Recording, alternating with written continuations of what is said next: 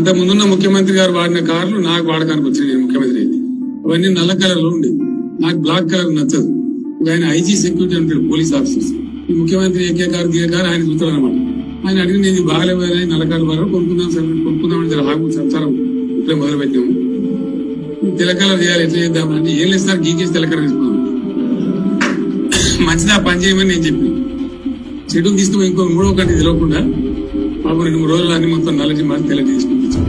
22 land క్రూజర్లు కొని కొత్తవి దాచిపెట్టారు. నేను సీఎం అయినాక 10 రోజుల వరకు నాకే తెలియదు. నేను పాత పని లేదో అడ్జస్ట్ చేసి అన్ని రిపేర్లు చేయండి, చూసి ఇచ్చేయండి అని నేను చెప్తుంటే చిన్న ఒక అధికారి వచ్చి షోలో చెప్తున్నాడు, సార్ పోయినసారి 22 ల్యాండ్ క్రూజర్లు కొన్నాడు, అన్ని విజయవాడలో దాచిపెట్టినాను సార్. కొత్త ప్రభుత్వం ప్రమాణ స్వీకారం చేయగానే అన్ని తెద్దాం అనుకున్నాం. ఆయన నెత్తి మీద దరిద్రం ఉండి ఆయన ఇంటికి పోయింది సార్. 22 కొత్త ల్యాండ్ క్రూజర్లు ఉన్నాయి. అసలు ఇన్ని వందల వేల వాహనాలు ఉన్నప్పుడు ఒక్కొక్క బండికి దాదాపుగా 3 కోట్ల రూపాయలు అవుతాయి. మరి బుల్లెట్ ప్రూఫ్ చేసి